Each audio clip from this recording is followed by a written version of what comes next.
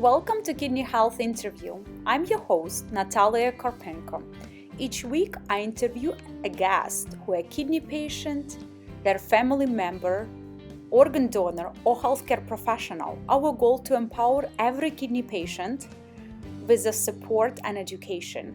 Join our podcast. Welcome to Kidney Health Podcast. I'm here with Marc Coronel. He's ESRD patient. Also, he's a founder and personal trainer at Lifestyle Athletics in Los Angeles. I'm excited to meet you in person, Marc. Thank you very much. Yeah.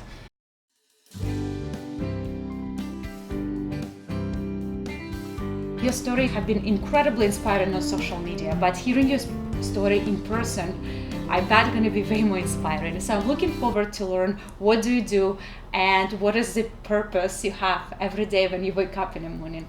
So, I got a company called Lifestyle Athletics, which is a multifaceted company that focuses on one thing, and it's self-improvement.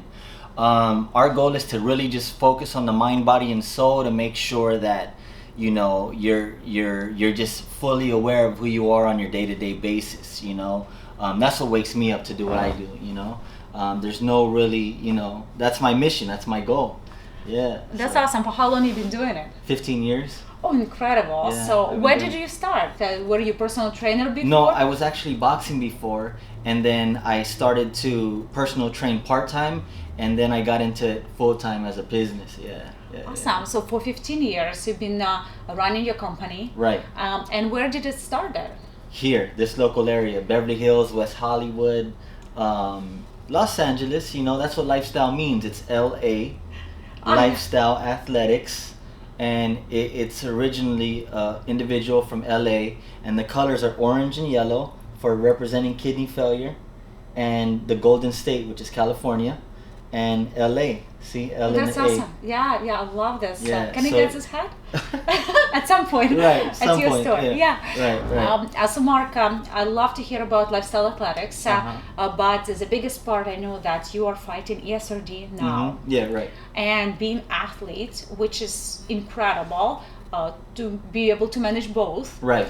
So tell me a little bit more. How did it happen to you being diagnosed with ESRD, and what lessons learned or realization actually ESRD brought to you? So I was 25 going on 26. My father says, look, on your birthday, your medical insurance policy is going to expire with me, so you'll never be able to use my medical policy anymore. I was like, okay, Dad, I'll go to the doctors. I was in shape because I was getting ready for a boxing match. And when you get ready for a boxing match, you run 6 a.m. to 8. So you're running 2 hours in the morning, you rest, you go into the gym, start sparring, and hit bad work. So I was fully in shape. Mm-hmm. And I remember that I made the call to do it on my birthday. So that on my birthday, I'd get a clean slate, brand new health, and I'd get ready for this fight. And after doing my blood work, Doc, don't waste your time. I even did push-ups. Because I got nervous there too, because I wasn't used to getting needles in my arms. And I was doing push-ups, and I said, don't waste your time, but call me anyway, just to let me know that I did okay. 2 days later, she calls me. She says, Marc, there's an issue with your creatinine levels. Your kidneys are working, and it's not getting rid of the toxins. Are you sure that to me? I was like, the data doesn't seem right. And I thought to myself, I'm like, what can possibly wrong? Because something with kidney failure, you don't know the symptoms till they're completely shut down. So until it's like ESRD, your legs won't get swollen, you won't get any signs and symptoms of it. So that's how I dealt with it. I didn't know that I had any signs and symptoms because I was in the gym all the time, and I didn't have any physical features for me to say, wow, there's something wrong with my body. So when that happened, I said, so what do we got to do now? She's like, we need to do a biopsy. So I was like, oh my God, this is getting serious. So I went into Cedars-Sinai, which is right here, this hospital right here. And what they do is they grab a machine, they put some gel, and they rub it around your back, which is like an ultrasound to get a picture of your kidneys. And I thought that was it. I didn't know what a biopsy was. I thought you just get a picture, you send it to the doctor, you're clear. He said, Marc, now you're going to have to change into a gown, because we have to actually do the biopsy. This was just the ultrasound to look at what your kidneys look like. Okay, great. I asked them. Were you scared? Like biopsy? Like, did you know it's invasive? I didn't know anything. Okay. I just thought, hey, am I good? Am I alright? The ultrasound guy, what I come to realize now, only doctors can do the diagnosis. This was an ultra tech guy who was like, I'm just here to just take pictures of your kidneys. Great. So I go upstairs, they bring me up to my room, I'm in the gown, and they said, you gotta get ready for your biopsy.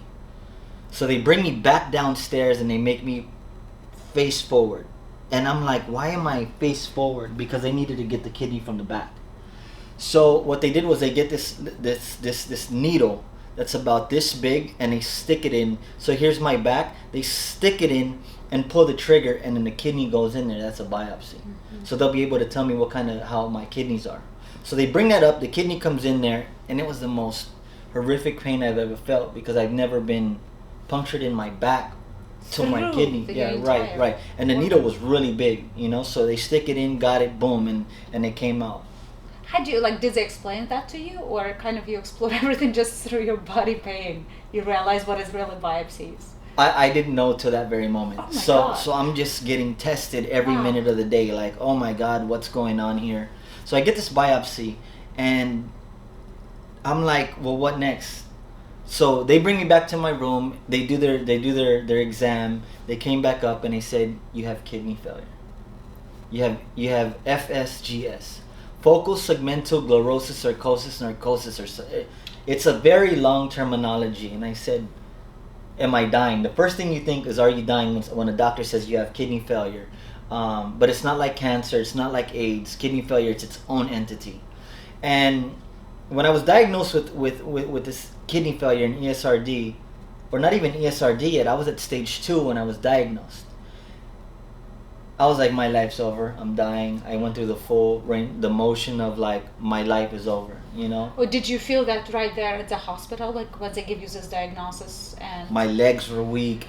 My mind was in a cloud. Mm-hmm. I didn't believe it yet. I was in denial. I was like, are you sure? I went through every emotion. Everyone's going to go through that. You know what I'm saying? And shout out to the people who are just getting diagnosed. I'm sorry. We all go through it, but you'll get through this, all right? So back to the story. And when I was diagnosed with that, my life changed forever. So for the next 8 years, I had to figure out what I was going to do because either I was going to get a kidney transplant or I was going to go on dialysis. Those were my only 2 options. I needed to make sure that I started a business, and that's how I started it. That's how I got my colors. Mm-hmm. So when I was diagnosed is when I started my company. So I started the company because I wanted to raise awareness about kidney failure, but as a personal trainer. So we also came up with a mnemonic, which is called Lifestyle, which is leadership, integrity, foundation, effort, support, time, youth, love, and environment. Oh, that's incredible. So that's what I focus Wow. on. That's what our company is focused on. So I came up with this lifestyle athletic brand, a kid from LA, and this is when I was diagnosed with kidney failure because I thought if I get on dialysis or I get a kidney transplant, how will I make money when I'm down? So I started to read books. How do I market and generate my business and having other people do it and still get paid and paying them out? So that's what I'm doing now, full time. Marc, just something to go back to actually that moment of diagnosis and you going back to your life and saying, I need a new structure, right, and I need a new way of living and planning better. So it was stage 2. So basically it's stage 2 of CKD, chronic kidney disease. Right. You still have a lot of time before transplant. Right. So did you were you given the guidance by your nephrologist that, Marc, go control your diet, don't consume sodium, this is the good things to do, this is maybe things you have to limit in your lifestyle, or were you just left by this diagnosis on your own and have to explore a lot of things on your own? That's a great question. I started to realize that I had to be my own advocate. I had to find my own answers. Google was giving me something, my doctor was giving me another, but then I had to get second and third opinions. You never want to believe one doctor when you go into ESRD or CKD because they want to put you on 20 different medications when another doctor says you don't need that, and you just got to go with what your instinct will tell you because your body will tell you that's not good for me. And when you're at your most vulnerable, everything's good for you, and I think that when you're most vulnerable is the best time to fight kidney disease because you start to do things to try to get out of that. and you start to become more sharper in your life and just your vision on everything you do, you know. So yeah, I think doctors are human. They're not always right. They go by data, and sometimes even data, they say numbers don't lie, but doctors will have their own interpretation by the way they studied the medical book, right? Everyone has a different understanding of the way they take in kidney failure, you know. An example, when I'm in dialysis, the techs do completely different ways of how they hook me up, and there's certain ways that I like it. And it's the same way with getting the information from the medical, is that you got to find information that suits you and do your research on that. Don't say like you're right, I'm gonna just do that. You're right, let me see if that's right by Googling it myself, and let me take in that information. Because when you have kidney failure or any disease, you become vulnerable, and everything you hear will seem right because you think this will help you become better, and it's not the case, you know. So it's a big part, certainly when someone diagnosed with such a severe diagnosis as a ESRD, it's scary. People are frightened. So what did help you actually feel like, no, it's time for me to ask questions and time for me to rethink the order of things? Was there a time that you kind of felt like, this is diagnosis and this is my life and I can do something great about it, but I cannot take a conventional path. I need to build a path that suits me. I didn't know that till I was on dialysis 1.5 years ago. This is the real truth. Even when I was fighting for the 8 years of my life, I was lost because I still had a purpose of like, I'm still fit. I don't feel that there's anything wrong with me. I can survive kidney failure. But what people don't realize is that organ doesn't heal itself. Kidneys are the only organs that don't heal itself. Not till I got on the chair, when I seen my blood go out to the machine and right back in, that I say, wow, I need to change my life.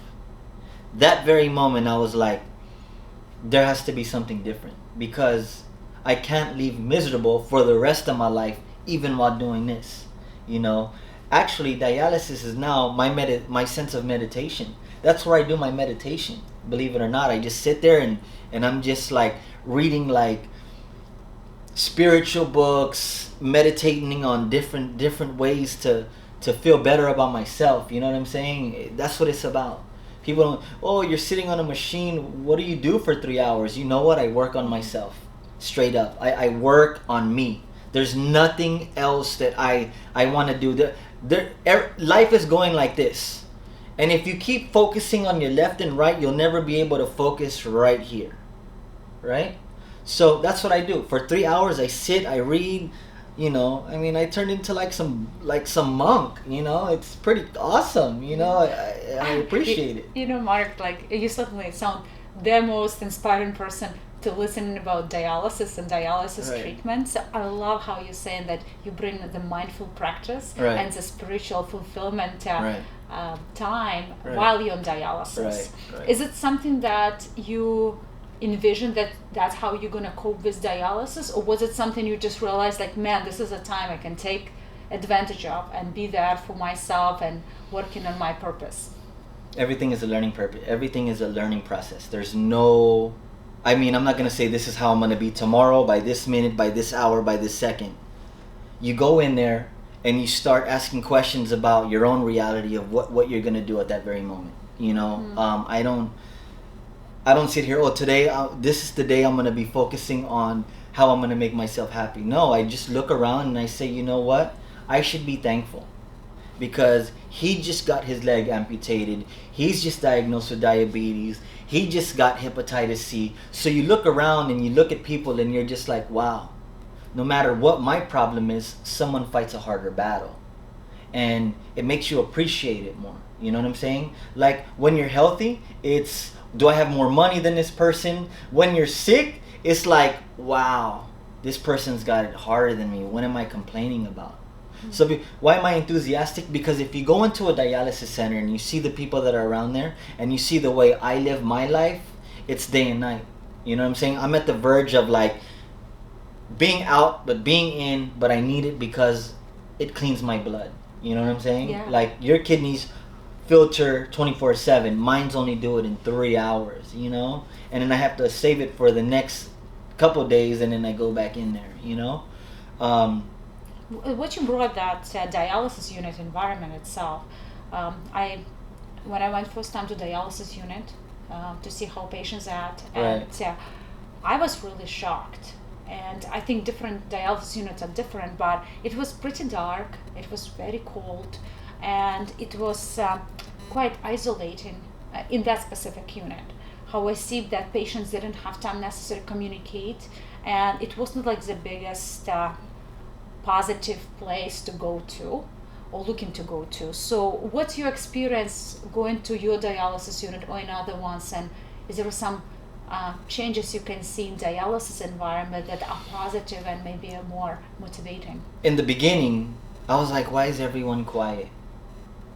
Now I'm like, Marc, you gotta be quiet, because I talk so much to everybody. I just ask questions. I love to talk to the old people in there. I'm like, dude, how was World War II? Like, oh my God. how was like the 70s? Like, I'm curious because we're sitting here. Why not get to know each other? Is there a change? I don't know, because I know my dialysis center and I know the people around me. I learned to get comfortable with the people around me, even if I didn't like them or I had something against them or something. But everyone's fighting for their life. So there's no sense of like, I'm better than you. There's none of that. There's no ego. There's none of that. It's just like, I look at you and I understand what you're going through. How's your day going? Great. And all we can say is good. It's going good, because that's all we look forward to. I mean, what am I going to say? I have a bad day? My bad days are going into a place that I'm on a machine. But even that time, when they ask me, how's your day going? I still have to say, I'm doing okay. So I learned to love dialysis. I learned to love the people around me. I learned to understand my nurses and who has a bad day, because I know that I'm going to have a bad day no matter what, because I'm there sick 3 hours a day. And I'll know, because all you do is just watch. You just watch people and you're like, they're in a bad mood. Let me make sure that they're okay. You know what I'm saying? So where do I find my inspiration? Just look around. You know what I'm saying? Like, show me what you ain't thankful, and I'll show you why you should be. You know what I'm saying? Like, I'll show you. I'll walk with me to my dialysis clinic and say, look, are you like that? Look, we can do a track of you. This is morning, this is night. Look, this is what it's like. I'm on 15 medications a day. I have to take pills every time I eat food. I mean, my blood pressure goes up because my kidneys can't regulate my heart. Yeah. So we sit here and I just wake up and I'm like, thank you, God, I'm alive.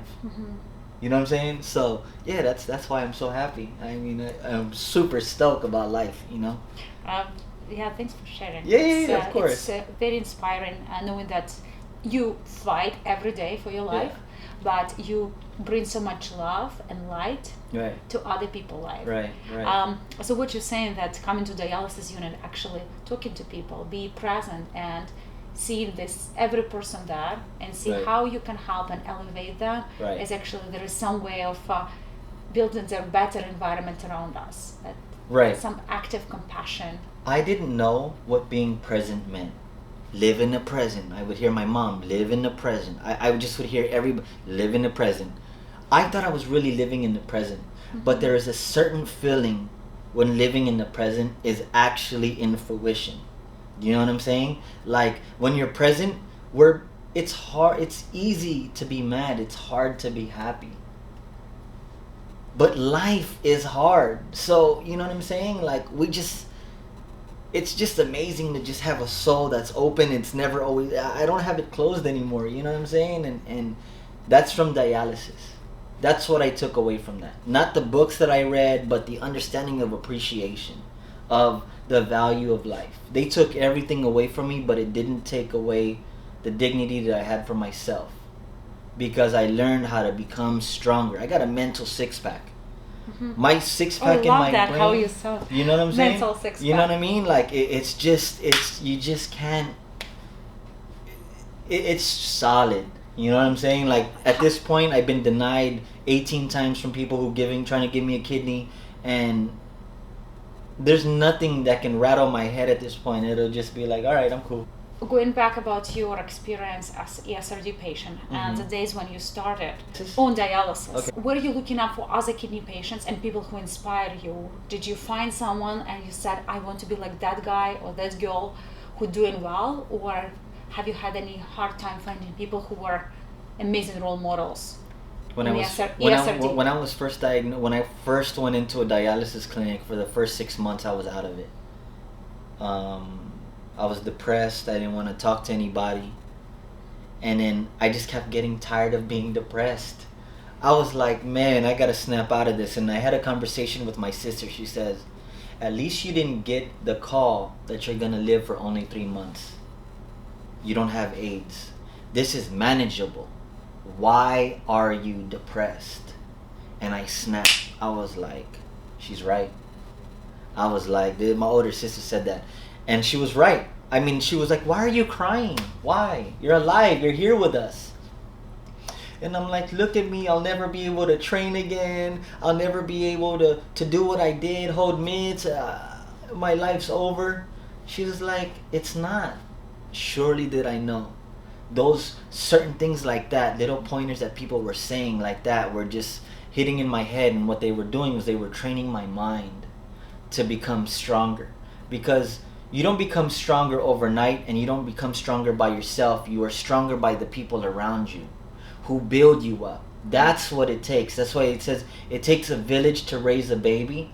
It also takes a village to raise an individual, because you need to hear that positive affirmation to say, I can get through this because I have a whole team behind me saying, look, you can get through this.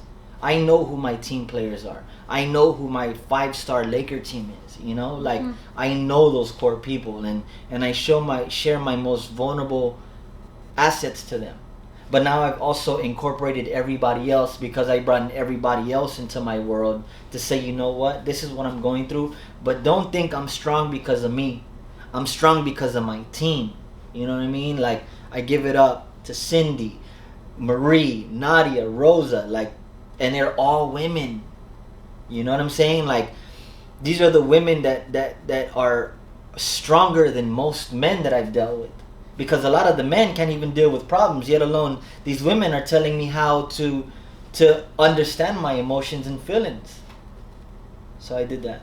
Yeah, that's incredible. You know what so I'm saying? having this support system, so your sister, your family, your friends. Right. How would you give advice for someone who was recently diagnosed with ESRD on dialysis? Go through the motion.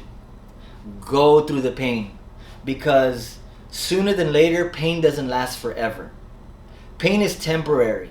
Glory is forever. You'll forever remember the glory state. But pain is so temporary. We go through so much pain. And you've already gone through the worst stages of your life. The being diagnosed, the getting the catheter in your chest. Everything after that starts to become easier. You know, because it starts to become routine. But you find ways to put salt and pepper to your life to make life juicy. Oh my God, that's so inspiring. You know what I'm saying? Yeah, that's harsh time, but looking up to your model, the way how you've done things, in a way turning things around and finding bright and beauty and love and discovering yourself could be a great opportunity for a lot of ESRD patients that listen in us. Right, it's so tough. Could you share those days where you were finding yourself in your journey on dialysis and saying, what is the presence? What is the gratitude? How can someone who's living right now a life that's a bit noisy, stressful, and incredibly painful on ESRD start learning more about spirituality and presence? Any go-to tips you have for ESRD patients? You know what? It's hard because everyone's different. I like rap music. You might like R&B. I might like gospel, you might like rock. Whatever floats your boat, you get on that boat and you ride the wave. Everyone rides life completely different. You know, the way I did it was I just went and searched within myself, you know, and that was a lot of just reading books. I read books like Man Up, just how to be the best you. Like, when I was what happens in dialysis from a regular life is you're at your most lowest point in your life. There is no, you'll get touched and start crying because you're that vulnerable. You're like, damn, man. But then you don't stay like that forever. The mind and the heart doesn't let you do that. What it does is say it pushes you, but you have to be ready for that. You know, you have to. Your mind and your heart think completely different. They say suppression, depression, suppression, expression leads to success. So I started to vocalize my inner being, because if I kept holding it in, I kept being depressed. So I started to tell people my story. I started to get better at speaking. Man, I talk with slang, but I had to read books to understand the basic understanding of how to communicate to the people. Because if they're not being able to relate on my story, if they can't relate to what I'm saying, then I'm gonna be lost myself. I have to stand firm as a leader to say this is what I'm going through, and we're all leaders in its own sense. We all are. You know, it's just about finding what that middle ground is, and you'll only find out when you're at your lowest peak. You're not going to find it at your top, because when everything is going good, you have nothing to complain about. But when everything is wrong, that's when you complain the most, but you don't, because you can't do nothing about it. So how was that self-expression and defining your voice and saying your story? How was it? Was it the first person you said your story, or was it a group of people you didn't know that you shared your story and that empowered you actually having that started as a self-expression, as sharing awareness about CKD? How did I do that? Yeah, like that first time, do you remember? Like to be able to actually vocalize some of the struggle, some of the pain, and define your own voice. I don't know. You don't? Okay. So, I didn't. I think this is how I've been my whole life. Okay. I was happy, but I was miserable because I was trying to keep up to society's standards. But now that I've been on dialysis, that miserable just went out the door, and I got to focus on what made me happy. And happiness is contagious. Smiling is contagious. You know what I'm saying? Like, being around happy people, you're just like, damn, man, I'm happy now, you know? But being around miserable people, you don't want to be around But that's also contagious. that is contagious. Yeah. So I don't want to be around that. You know what I'm saying? I don't want to be a Debbie Downer. Like, I'm around those people and I'm like, dude, I got to get away. You know, my body does not want this right now. And I think as you get older, you try to find people who make you feel good about yourself. You know what I mean? And that's what I do now, is that I find people who make me feel of significance. You know what I'm saying? Like, I'm worthy to be on this planet. I'm not ready to leave. I believe in myself. I believe that I have a mission to accomplish. You know what I mean? And that's to change lives, make people happy, and just do. You know what I'm saying? Like, yeah, so. So really love what you said about, surrounding yourself with the people that appreciate you and people that you want to be around. So what is about the environment, that part of being happy, building the future to be happy in that future? How do you define? What does it include? Environment, people, emotions, creativity. What does really happiness mean to you, and how do you build it? I can just chill here and just be cool. I don't watch TV. I don't even. My phone can ring. I don't even care. This is the real truth, man. I'm 3 hours a day on a dialysis machine. I'm gonna get up out of here and I'm gonna make. I'm gonna go do my job and make some money. But what real honest happiness is just being in the present moment and not worrying about a thing. I don't need CBD. I don't need any of that stuff. What I just need is myself to be at my all-time sharpness. And what I do, they say vulnerability is the most powerful thing to have, right? So I make sure that I wake up every day as vulnerable as much as I can, because it keeps me so sharp. When I'm on my guard. What does it mean? Like, so when you're vulnerable, it keeps you sharp because you sensing more things, right? Like you more respond to them, you hear more things. What could you explain more? Being when you're sharp, vulnerable, vulnerable, you're open, you're like this. So anything that comes in, you ever heard the terminology, I don't stress, so stress doesn't stress me? I mean, I can relate. Right. I haven't heard terminology, So but I don't really, being vulnerable. I wake up every morning. I'm vulnerable because I have a wound that's open and all that good stuff. And I just leave like, you know what I'm saying? Like, I'm just cool, like. So you're very open. So you don't protect yourself necessarily from. What? From who? What, a rock's gonna fall on my head? I mean, what? I'm gonna get diagnosed with more kidney failure? I mean, what? They're gonna put me on another hour of dialysis? What? I mean, I'm gonna get hit by a car? I've already lived my worst days. What else is there not to be thankful for? So that's why every morning when you wake up, there is a sense of excitement for the day ahead. I wake up every day at 5 in the morning with no complaints. 6 in the morning, no complaints. I'm like, dude, I gotta go to work. You know what I'm saying? Like, I'm happy to just get out of my house. I'm happy to be around people. I'm just happy just to be, and I'm not even saying this because there's a camera here. I'm just saying this because this is my real life. You can take this out and this conversation would still be about living in the present moment, living how you are, and getting out of that rut that you put yourself in, or how other people are supposed to make you feel when you are in control of that feeling. You know what I'm saying? Like, I have control of my feeling 100%. No man, no woman, God, but no man or no woman will ever have an emotional state over me because I'm vulnerable. It just isn't. No one's going to be able to overpower nothing. No doctor. Oh, no. That's what I learned from dialysis. That's how I became stronger.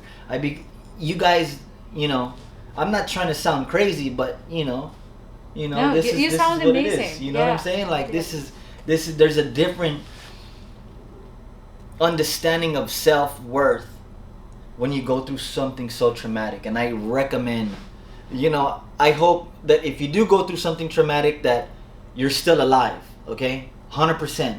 But I recommend anybody go through something so traumatic, because you can build that foundation from the ground up. Because everything that you're taught from a child to an adult, you're taken care of by your mother and father. They don't let harm hit you. But when you're in the real world and harm hits you hard straight on, you get to learn how to build yourself on your own without anybody there. You know what I'm saying? So dialysis was part of the contribution. No, that was the contribution. That was it. There's no when I got into my biopsy or when I got on all these meds, none of that changed me. Dialysis did. And I'm pretty sure kidney transplant will too as well. But this thing changed me 100%.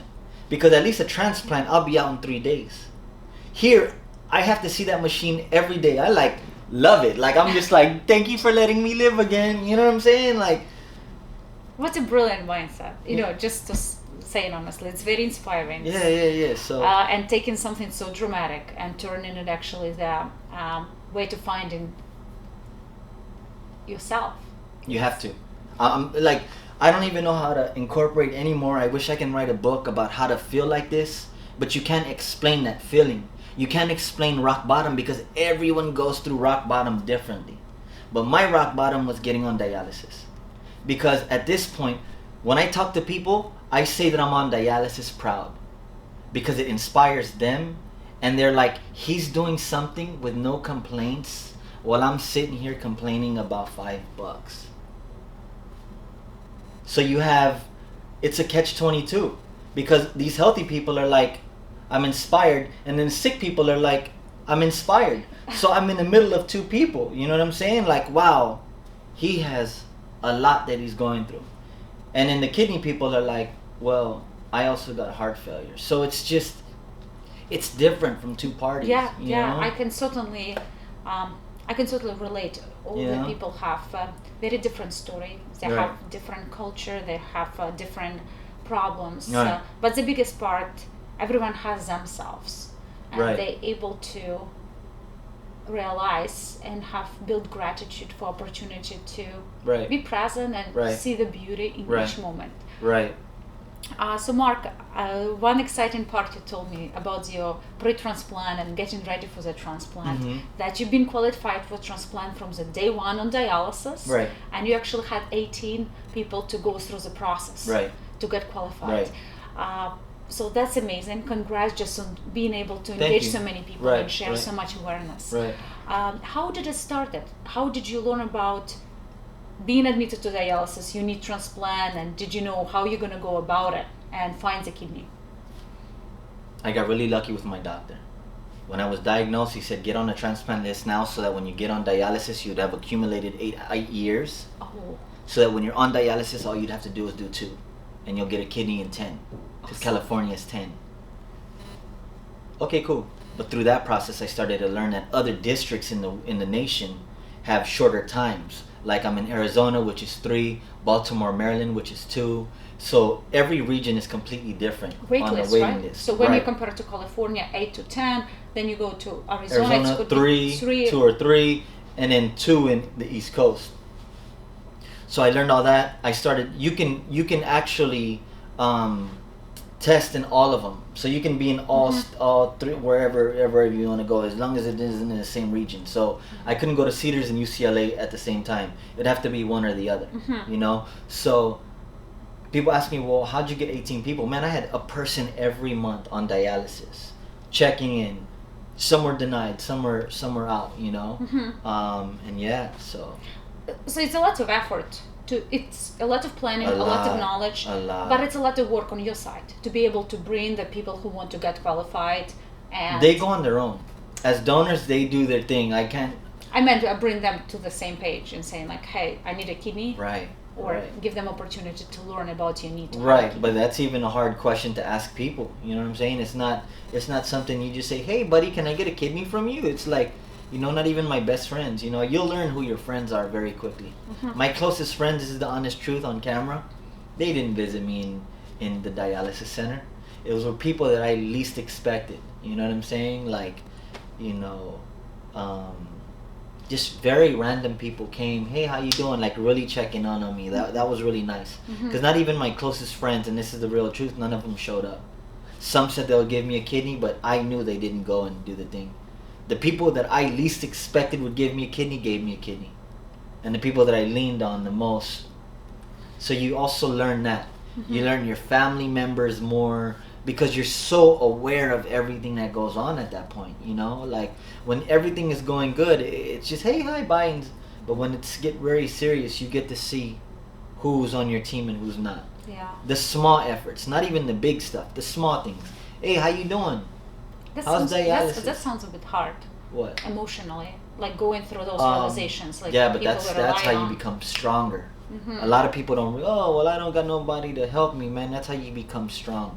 That's how I became strong. That's when my 12-round fight started, because there's no. You just don't know who is really there to support you, especially in times like this. You know what I'm saying? You just don't know. I found out I had a brother. The first week I was on dialysis. I was like, Dad, well, tell him, if he's willing to donate a kidney, because he reached out to my dad after 40 years. My dad didn't even know he had a kid. Wow, that's quite a story. That is a story. Wow. It's all on the internet and all that stuff. But after 40 years, he came in. That was 1 week into my dialysis treatment. My dad says, hey, are you willing to donate a kidney to your brother? Sure, why not? He met you before? We've never met. Even never met? Never met. I'll show you the video when he came out the airport and all that. I met him for the first time. Wow. Yeah. Never. I didn't even know I had a brother till I was on dialysis. Oh my God. Right? So. What the timing, right? Like. It's a crazy timing. That's how life works. I'm telling you that's really how life works. I want you, Marc, to give advice to people who right now on dialysis or signing up for the waitlist for the transplant. How can they advocate for themselves and do the campaigns or those difficult conversations with their loved ones and friends that they need a kidney? And if someone in their community, close circle, willing to help them, how should they go about it? The first thing you do is stay true to yourself. Because everyone will look at you different when you ask for an organ. They will look at you like you're sick. They'll look at you like they feel sorry for you. But you don't stop, because you have a mission to survive and live. Period. That's why I do what I do. For those people who look at me and think you can't do it. because I can tell in certain people's eyes that they feel sorry for me, that I'm diagnosed. I feel bad for you. I don't need pity.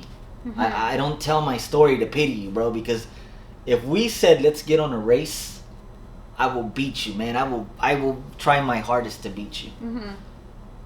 But what advice can I give to somebody is love yourself through this tough time. This is when you start to love yourself the most. There's no like, who cares if anybody else doesn't or does? Who cares? Who cares? Dude, get that out your window. Get that out your head, your heart. Love yourself first. Have faith. Believe in something. Believe in, if you believe in a turtle, believe in a turtle that's going to just save your life, because faith helps move mountains, man. Inspiration, you know what I'm saying? Inspiration makes a person with no legs do the marathon. Like you'll be surprised on how many people are willing to help. It's just you have to ask for it. Because a lot of us who are ESRD patients are scared to ask for help, yet alone in Oregon. But you'll be surprised how many people are willing to help if you just ask for it. You know what I'm saying? You have to be vulnerable and say, this is me, I need help. That's it. That's what it's all about. That's what this whole thing is about today, is being vulnerable, learning how to ask for help, believing in yourself in your toughest time, and bringing yourself from your most lowest point and rebuilding that house of yours that you always want to come into. And that house is right here. It opens and closes for you, no one else. And you build that when it's completely broken. You know what I'm saying? So, yeah. Marc, was so many people who are on dialysis and waiting for the kidney transplant and going through this rigorous, complex, difficult process. Right. They envision that life post-transplant, and they have the vision going back to the life, having a new normal by, maybe taking the anti-rejection drugs. But besides all of this, patients have an amazing opportunity to have freedom from dialysis and focus on the better future post-transplant. Is it something how you envision your life, or does the post-transplant seem different to you? I mean, that's another obstacle that I'm scared of. To be real honest with you, I'm scared because I got so used to being on dialysis. This has been me for almost 2 years now, and I'm in my groove. That means I'm gonna get set back, having to do a whole nother year of just trying to recover and then get back to this state. My goal is to get back to this Marc. This is the Marc I like. I love this Marc. This dude is amazing, that's my only fear, is that going through that and I have to go back to day one of dialysis for the next 6 months when I've already built myself up to this Marc. You know what I mean? Like, well, you were like this before. It doesn't matter. It's how I am now, period. Like, whatever you guys think of me in the past, it doesn't matter, because we all strive to be better, right? And that's the only thing that I'm scared of, is me being not able to be this Marc. The compassionate, loving, understanding Marc that was never like this, because he was fearful of his life. I was fearful. I was having this fake facade of confidence, but now I got that. You know what I'm saying? And that's what you can see it radiate through a room. I can tell. Like, I don't walk in like I'm the thing, but I walk in like, dude, I know me, bro. Do you know you? Like, that's how I walk. Like, I know myself, and that can be very intimidating to people, and it's intimidating to the kidney community, because I do that on my IG. Hey, I'm doing well, guys, and I'll get some stories like, why are you bragging? I'm like, dude, I'm not. I'm just living it, Yeah. But even while you're sick, and here's the honest truth, is some people don't want to see you that happy, because maybe they're miserable as well, But hey, what you eat doesn't make me, So, Marc, with that, you shared with me that you have some incredible goals post-transplant. Right. Can you tell me more about that? I want to be in the Olympics. I want to go to the Transplant Olympics. Look out for me. Straight up, man. I'm going to take number one. There's just, I'm on it. There's just no, I'm getting ready for that. I'm getting ready for that now. I'm going to get into the transplant. once that surgery is completely healed, I'm gonna start running, and I'm gonna start, I get my trainers to train me to get ready for the transplant. That's my only goal in life. I don't want to be rich. I don't care about being. I have money. I have a car. I have a wallet. I have a bank account. I'm fine. Some might have more than me, less than me. It doesn't matter. But my goal is to get to the Olympics, because I couldn't get to it in time because of this situation. But I realized that there's a transplant Olympic Games, and I'm just so looking forward to that. That's my life. That's where I see myself, is holding number one and saying, look, this is, then I'd be like, all right, I'm ready to just like go. Just like that. Time to write the book. Time to write the book. Like, dude, this is it. That's awesome, Marc. You're incredibly inspiring. Thank you. And how can patients on ESRD, or anyone who's listening to this podcast, follow up with you and actually sign up for your channel to be able to get inspired by your journey, as well as some of your talks and presentations? So I don't have a channel. So if you're watching this is very exclusive, just so you know. But I do have a kidney fighter page. It's kidney_fighter_. That's my personal page and my journey through kidney failure. And then lifestyle athletics, which is my journey as a personal trainer. So, there's two different. If you want to be motivated while you're sick, or you want to be motivated to work out, either or, I'm going to try to motivate you regardless. So you can find which one you want. You can just pick it. You like blue today, red tomorrow, it's there.